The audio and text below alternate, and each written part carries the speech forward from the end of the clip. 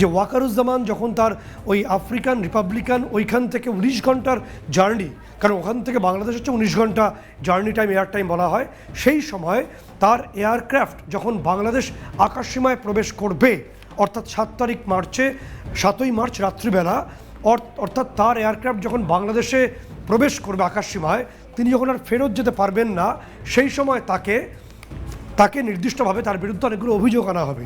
তার মধ্যে অনেকগুলো অভিযোগের পাশাপাশি রাষ্ট্রদ্রোহিতার অভিযোগ আনা হচ্ছে বলে আমাদের কাছে বিভিন্ন সূত্রে এখনও খবর চলে এসছে বা আমরা সেই তথ্য জানতে পারছি।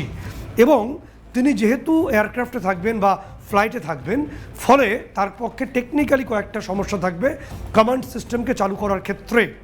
এবং সেই সময় তাকে মানে ফ্লাইট থেকে নামার পরেই তাকে হয়তো বন্দি করা হতে পারে। এই প্লট রেডি হয়েছে এবং তার পাশাপাশি তার জায়গায় এই মুহূর্তে বাংলাদেশ সেনার দায়িত্ব যিনি সামলাচ্ছেন, কোয়ার্টার মাস্টার জেনারেল যিনি আছেন, কিউএমজি সংক্ষেপে বলা হয়, অর্থাৎ ফাইজুর রহমান, এই ফাইজুর রহমানকে পরবর্তী সেনাপ্রধান হিসেবে নিয়ে আসার পরিকল্পনা মোটামুটি রেডি করা হয়েছে বলে আমরা জানতে পারছি। এবং ফাইজুর রহমান যদি রাজি না হন, কারণ তার অনেকগুলো এম্বার্গো রয়েছে, সেক্ষেত্রে দ্বিতীয় নামটি এসছে লেফটেন্যান্ট জেনারেল কামরুল হাসান। আমরা ছবিতে দেখাবো। ফাইজুর রহমান পরবর্তী সেনাপ্রধান হতে পারেন, সম্ভাবনা তীব্র হয়েছে, অথবা লেফটেন্যান্ট জেনারেল কামরুল হাসান। এই কামরুল হাসান হলেন সেই ব্যক্তি যিনি হাসিনা দেশ ত্যাগ করার পর প্রথম পাকিস্তানে গেছিলেন, আইএসআইয়ের সঙ্গে হাত মিলিয়ে একসঙ্গে ছবি তুলেছিলেন। আর এই ফাইজুর রহমান হলো মাহফুজ আলমের সেই নেতৃত্বাধীন সেই সেনাকর্তা যিনি আইএসআই ডেলিগেশনকে বাংলাদেশে ইনভাইট করে নিয়ে এসেছিলেন বারে বারে।